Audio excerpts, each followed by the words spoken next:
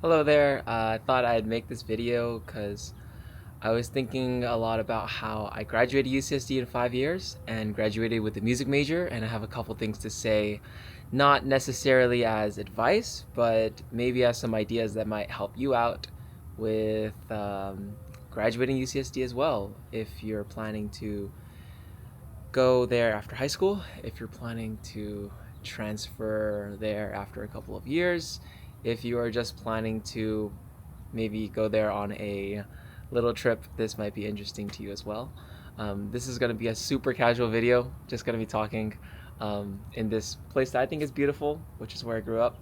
And that's going to be it. So let's get started.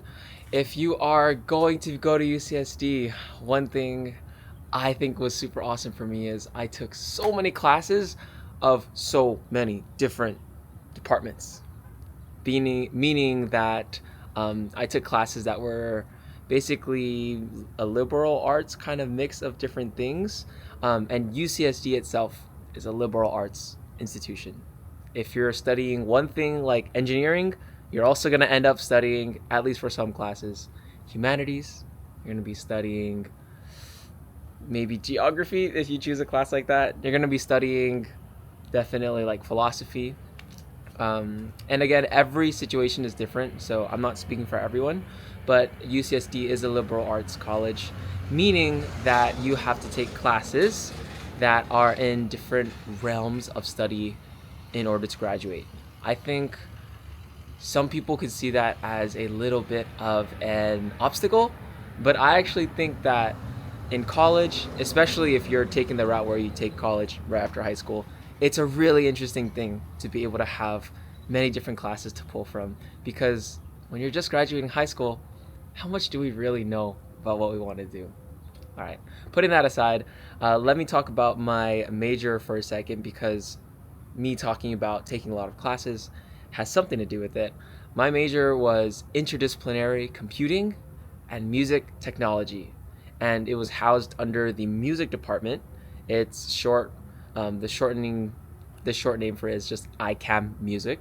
And basically, what interdisciplinary computing and music technology means is being able to learn software that creates music, being able to be in a music studio and create music that way, being able to understand some psychoacoustics, which is the phenomena of how we hear sound, and then also taking humanities courses in music, which is ethnomusicology, to study how music develops in cultures, how technology develops music, and how music develops technology. Sound interesting? Um, I honestly think that my music major has been something that has set me up not just as a way to have a degree, which is really nice to have a degree in a society where sometimes it's basically a requirement for many jobs, but it also kind of gave me the chance to really think about, where do I see beauty in the world? What do I want to contribute to the world? And although having a music major doesn't seem like it might be the most practical, useful, like what are you going to do with the music major? I've learned how to appreciate my life a lot more with a music major. Okay, moving on from music major to other ideas that, not necessarily advice, but ideas that might be helpful to you. If you have the chance to take a course called Psychology 88, Psych 88 in the psychology department with a professor named Karen Dopkins, I think that's one of the most interesting courses that I've ever taken as a UCSD undergraduate. I also ended up being a undergraduate instructional assistant for that class, which is basically just like a TA, teacher's assistant. But the reason that the class is so interesting is because the class is focused on compassion and communication and a little bit of like kind of like neuroscience type things, and it's packaged in a way where every single week for 1 hour you go to that class, oops, and you get lectured on these ways of improving your communication and connecting with other people, and then you kind of put those things into practice with other people that are in the class. So, for example, there might be a 20-minute lecture on how to communicate your needs and boundaries a little bit better. And then you will have like a little workshop with people in your class or with other people who are leading some sort of activity that helps you verbalize those things so that if you're living in college, like, you know, you might be if you're watching this video. If you're living in college and you have roommates that are very troubling and you're not good at necessarily communicating with them because you've never had to communicate with people that you never lived with your whole entire life to get along, then this course can be very helpful in basically having a baseline of communication and making that respectful and not making yourself antagonizing maybe when you want to advocate for things that you want and that you need. So enough about Psych 88. It's a lovely course. I can't say enough about it. I might be here for another like 20, 30 minutes if I'm talking about the course content because it's super interesting. But putting that aside, I want to mention another thing, which is the opportunity to study abroad. I think that changed my life, to be honest. I really, really like studying abroad. Give me a second. Gotta drink water. I really like studying abroad.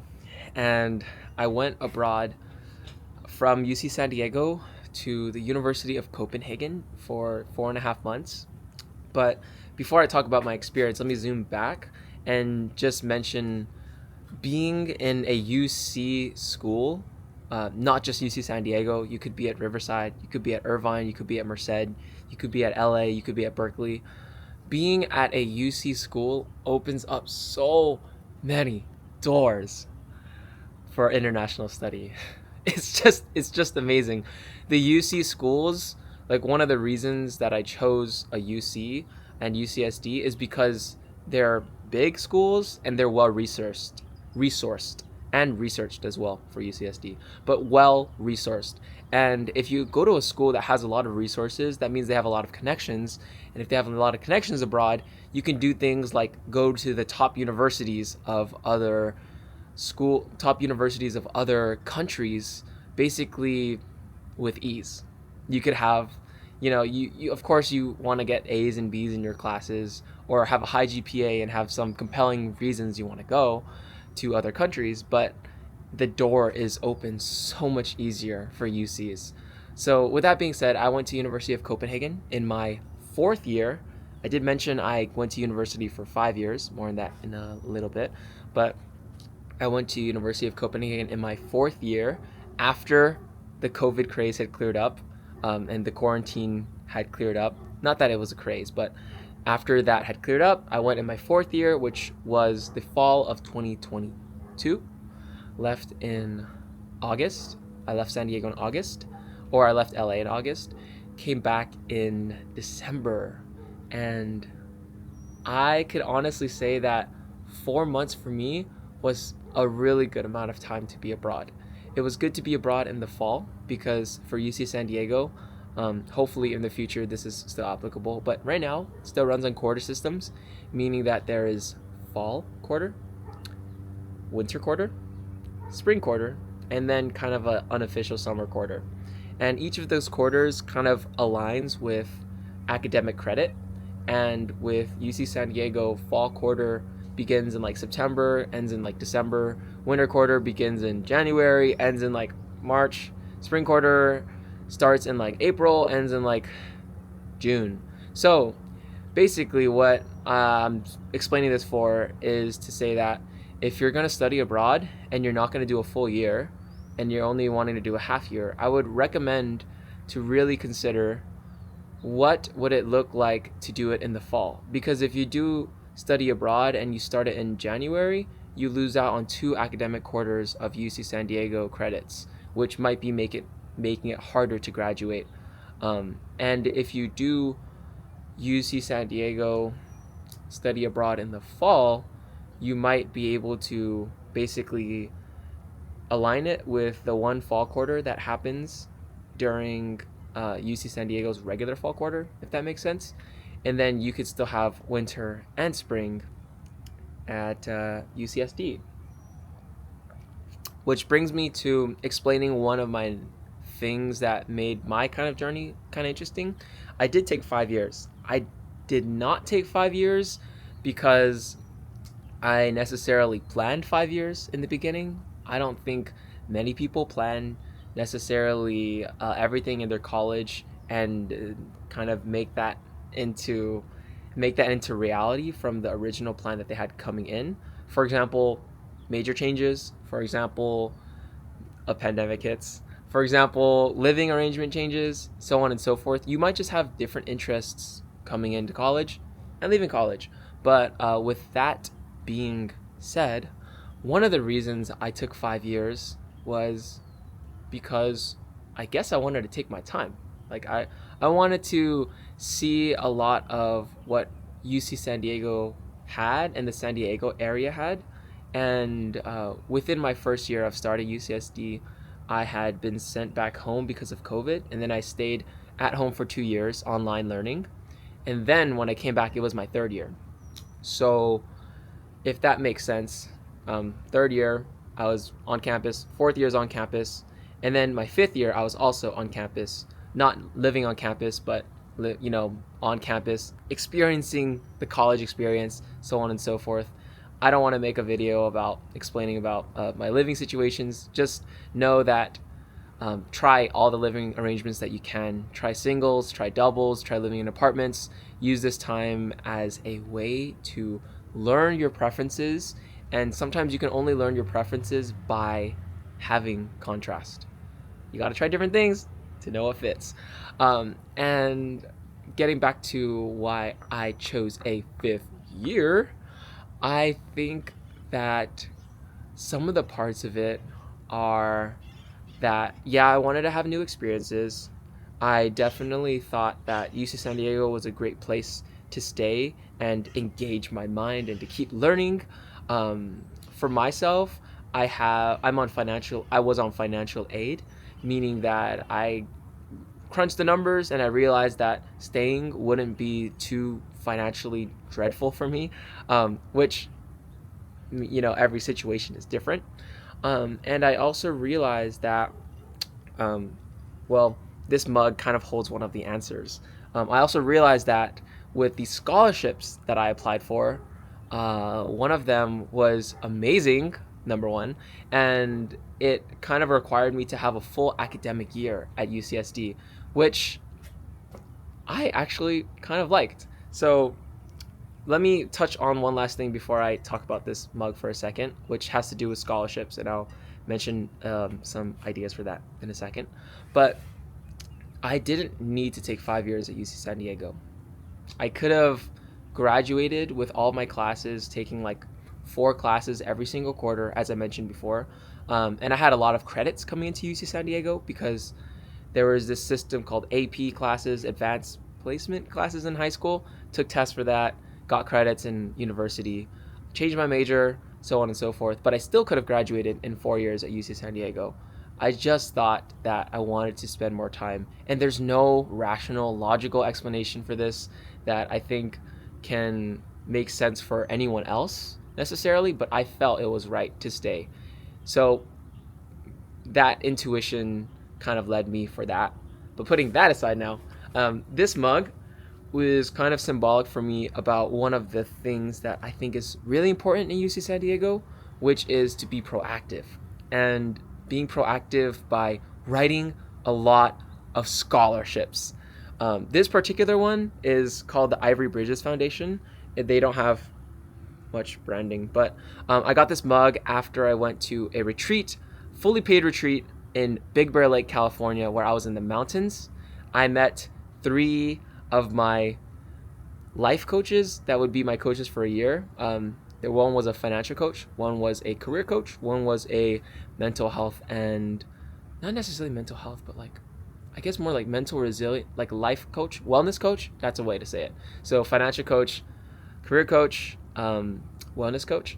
And I also got mentorship, and I also got, maybe the biggest thing is a $10,000 grant.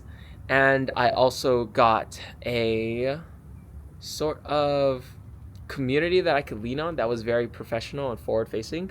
And I only got this scholarship because I spent a lot of time throughout my time at UC San Diego looking for scholarships, like writing scholarships, asking professors that I knew, asking colleagues that I knew, as in peers, or asking people that I knew from more informal networks about scholarships that were available. Now, more on networking necessarily, not in like the greasy kind of way, but like the really authentic type of networking way. More on that in a second. But about being proactive and about having scholarships. As I mentioned before, every situation is different. When I crunched the numbers for my financial aid, even though I had financial aid, I still knew I was taking out loans. And in order to offset those loans and to be able to pay for that, obviously I needed a way to pay for it. And for my situation, I knew that I would have to basically take on the burden of paying for college for myself, which maybe is not necessarily a burden because I chose to do it kind of. But anyways, I figured out that if I would want to have a compelling lifestyle in college and also not have to work a part-time job for like 20, 30, 40 hours every single week, that I could be doing really interesting things, number one, and then writing about them in scholarships, number two, and then getting paid for it, and also getting more career experience and a stronger baseline of network and people, basically through that process. Wow, I'm looking across the street and it looks like there's like an eagle like just flying into a tree and eating other small birds. Ugh, that's freaky. Anyways, let me continue on for a second. This is what I'm seeing, by the way. So there's like that tree that looks like a palm tree. There's an eagle that just flew in there. Ugh. Anyways, that was weird. But being proactive, starting scholarships, and being able to write them. So let me just crunch the numbers for you. If I'm doing a part-time job after tax income, maybe I would make like $16. If I'm very lucky, let's say $15 to make it, smooth in San Diego as a part-time job worker every single hour. And compare that with scholarships. So $15 an hour if I work at In-N-Out, and then I have to commute there and come back and get the trainings and so on and so forth, and basically have this huge other burden of stuff that I'm up to besides being a student. Compare that $15 an hour to writing a scholarship application for 10 hours and then getting a $1,000 scholarship. If you do the math really quickly, those 10 hours you spend on a scholarship, writing, revising, proofreading, creating a resume, creating a cover letter, defining what your purpose is, asking yourself more about your values, all of those things, if that takes 10 hours and you get $1,000 grant, you've just made $100 an hour. You just made $100 an hour. Usually, it also doesn't affect it didn't affect negatively, usually, my financial aid to make that $1,000. I didn't have to pay taxes on that. Sometimes it went straight to my bank account. Not only that, but in being proactive for writing scholarships, you also improve your writing skills. You also improve your skills at interviewing if you get interviewed. You also improve your cover letter and your resume. And if you get it, it also goes on your cover letter and resume. For me, every situation is different. But for me, it just made sense to keep writing scholarships. And I did dabble with different types of jobs over these 4 or 5 years that I was in UCSD. But the thing that made most sense financially for me was doing scholarships. And it basically coincided with being able to meet all the interesting people that I wanted to meet at university and take all the interesting classes that I wanted to take at university and pursue the interests that I had at university. So that would be my idea for how to pay off college, especially if you're working with some tight finances. Every situation is different, and at UC San Diego, I also want to just throw out a couple of things if it might be helpful to you.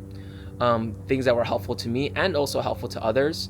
First thing that comes to mind is the Triton Food Pantry. You can basically go there and get your basic needs covered if you need more food to eat.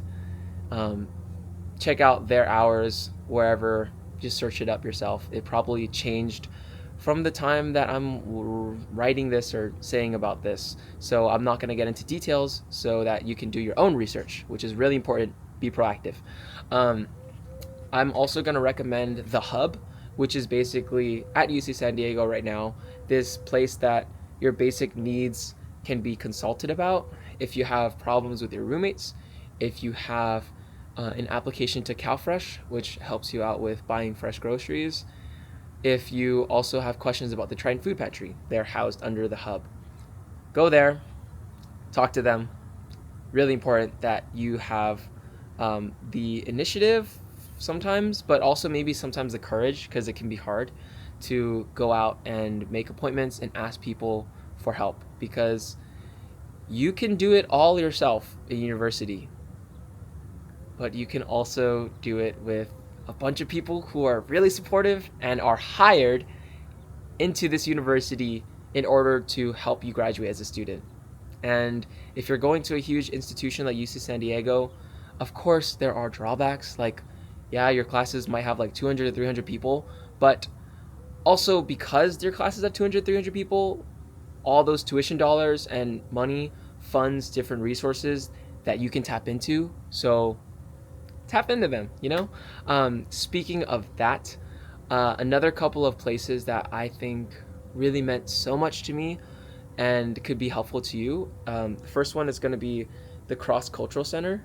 And the Cross Cultural Center, second floor of Price Center. It is a place that there's a lot of talks on social justice. There's a lot of student organization gatherings. For example, if you go there on a Monday, Tuesday, Wednesday, Thursday, Friday, you might see the Black Student Union. You might see the Mixed Student Union, which I was a board member and a part of. You might see the Filipino American Student Organization, Kaibigan Filipino. You might see the Asian Pacific Student Alliance, which is like the Asian American Student Organization. And most of these orgs kind of are social, but they're also, in a way, political in thought, and also kind of like centered on some sort of cultural identity. And you don't need to be a part of any of these cultures necessarily to be in that place in the Cross Culture Center. It's open to everybody. But I will say that for myself, that was a place where I rested a lot during between my classes because it was so central to the place. That was a place where I talked to most, if not all, of the staff and learned a lot of stuff about the school and stuff I didn't know. That was a place where I was awarded scholarships, and that was also a place where I had a lot of good memories because I was part of a couple of those student organizations I mentioned previously. If not as a board member, then as a general body member, or by spending time there as a board member for one of them, I met other people. Which also kind of goes into this idea of networking, which I actually like to think of just as a web of connections, as you might think a spider has, but it's not as menacing as a spider. It is more of like a happy web of connections where you can bounce from one kind of area to the other and be recognized, and also have people who are looking out for you, and also in turn you look out for them. So about making friends at UC San Diego, there's this whole idea that UC San Diego is UC socially dead. Again, every situation is different. I don't necessarily think that's true. It's not an objective truth. It was not true for me. If you just look and think logically, every university campus has parties. if that's what you're into, which that was not for me. Every university has social organizations. Like I mentioned before, every university has professional organizations. Every university has people. So again, like there's many different ways of socializing. You don't have to do it the way that anyone else does it, and you don't have to feel like you are doing it wrong if you're doing it in a different way, because in truth, most people are experimenting. Everyone is experimenting. Everyone is trying something new out. But the places you can make friends are kind of abundant. You can make friends by, I've made friends by sitting down in classes and kind of just talking to the people that were next to me because maybe I wanted to share study notes or I didn't understand something. I've made friends by joining social organizations, as I mentioned before, even something like the Vietnamese Student Association. I was in that for a bit, made friends there. You can make friends by joining a professional organization. I have a lot of friends who are engineers, and then they join like the Rocket Propulsion Laboratory. Is that what it's called? Or whatever it was. Or they joined like Electrical Engineering Society, or they joined a fraternity that is based on engineering. Um, there is kind of like an upsetness I have towards this idea that UC San Diego is socially dead, because it just, that mindset allows oneself to basically be resigned, to basically say, oh, I guess life is as it is, and I guess I can't change anything because UC San Diego is socially dead. I'm guess this is a little bit of a rant, but like it's kind of annoying to, not just annoying, but kind of sad to see people over the years be like, ah, oh, it's just what it is, and that makes it super sad. I personally, in this whole idea of free will, maybe because this is, or fate, because this kind of has kind of implications on how people maybe think UC San Diego is socially dead and they can't do anything about it. I personally think that there's a lot of space for free choice, as in like we wake up and not everything is set in stone. It's a new day. You get to write the next chapter. You get what I'm saying, hopefully.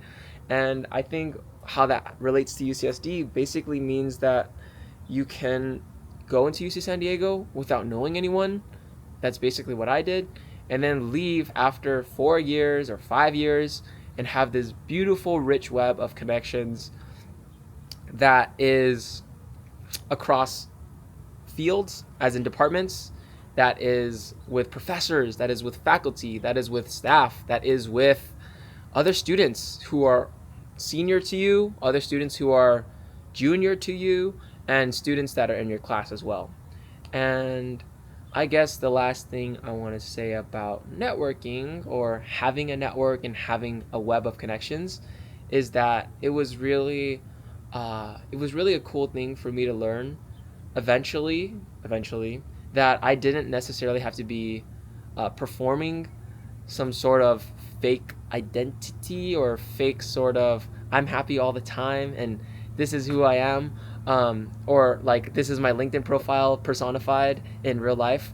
I didn't have to do that to make real friends at UC San Diego. I don't have much else to say about that other than it can be hard sometimes. But yeah, as for networking, I really found it valuable to be proactive. I found it really valuable to talk with as many people as you can, because as I mentioned before, we learn a lot through having contrast. If there was never someone's personality that was different from you, how would you know that there's another way of observing and trying out life? And also, how would you know that the way that you're doing life right now is actually the best? There might be people doing things that you wouldn't even imagine, but after seeing it and considering the trade-offs, you might take on those sort of traits, or you might take on those sort of ways of doing things, even if in the beginning you were necessarily not as open to it. And that brings me to what I might be doing after university, which I already know. And I'm going to be traveling. And to me, traveling is almost the definition of being able to say, there's more ways of doing things than just the way that I was raised doing. that was just the way that I think about experiencing life. And traveling kind of opens your horizons because you really see that there's different options for ways of living. For me, I just got back from Vietnam after having graduated. I went on a trip for about a month with my mom and my dad, and I visited hometowns in Vietnam, the south of Vietnam. And now that I'm back in Los Angeles area, which is the 626 where I grew up, SGV, Rosemead High School, what'd you know about it? Oh my God. After being back here for about a week, I'm going to be leaving from LAX on Saturday, which is in a couple days from this recording, July 27th. I'm going to be going from LAX all the way to Tokyo. And I'm going to start a new life living in Japan. And I will be teaching as an English teaching assistant through the JET program, which was the Japanese Exchange Teaching Program, which it is necessary to have a undergraduate degree to go into that program. So the undergraduate degree was ultimately useful, if not just for this one thing. So I'm going to be living in Japan. And if you're thinking like, this is a video about UCSD, why are you talking about your future plans? Well, it's kind of important.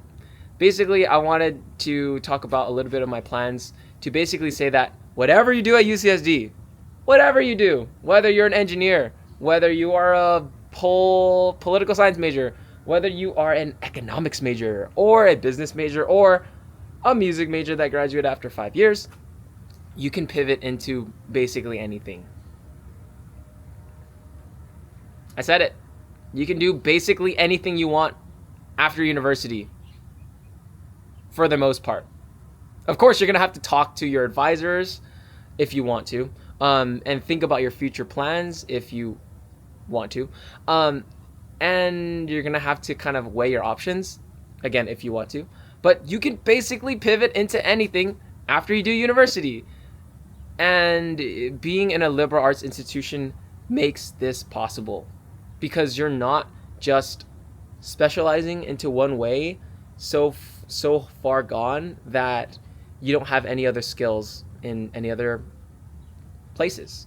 There's this idea that I really love called transferable skills, and it basically says that whenever you're taking on an endeavor or project, really take note of these skills like communication, or these skills like understanding software, or these skills like writing that you can use in other areas. So I mentioned kind of an example earlier about like if you do scholarships instead of a part-time job at In-N-Out, you might have different transferable skills like writing, like networking, like editing, like proofreading, like researching for scholarships and pitching yourself and interviewing. Those are transferable skills. So every situation is different, but I would encourage you to think about what types of transferable skills do I want to really have in my back pocket, so that if I want to do things that are unrelated to my major but related to my life and my life interests, I can do it. Beyond that, you don't need to know anything else about me going to Japan. I'm going to be living there for maybe a year at a time, and I kind of want to live there for 2 years. I've started to learn how to read and write the language for these last 8 months or so, ever since November. Now it's July. 8, 9, 10. Oh my God, like almost 10 months. Anyways, my quick maths are not perfect, but it's been a really lovely journey. It's been a really lovely ride. I think the sun is getting pretty high right now, so probably gonna stop this really soon. But it's just my intention to share kind of like a message of hope, kind of gratitude. UC San Diego is a really nice place if you want it to be a nice place. There was this idea in like Milton something, Paradise Lost Paradise, which is like you can make a hell out of heaven or a heaven out of hell. I paraphrased that, so I don't know if that's exactly right, but that is pretty true for how I understand my experience at UCSD. There's a lot of things that were a living hell. But there's a lot of ways to interpret it, and there's a lot of ways to make good out of the shit that happens in life, because all gardens need fertilizer, and fertilizer is made out of shit. Anyways, I'm gonna stop that here. Hopefully, if there's more questions, people can ask them in the comments, and people who are more qualified can also answer them in the comments. I hope everyone has a good time at UCSD. If you're, again, gonna go there as an undergraduate, or if you're gonna go there as a transfer, or if you're just gonna go there as an alumni after many, many years. I hope everyone is able to kind of do what they want at UCSD, and uh, good luck with it, because it is a journey. And I think, remember that if there's another thing that I could say, is that as like a traveler myself, focus on traveling and not arriving all the time.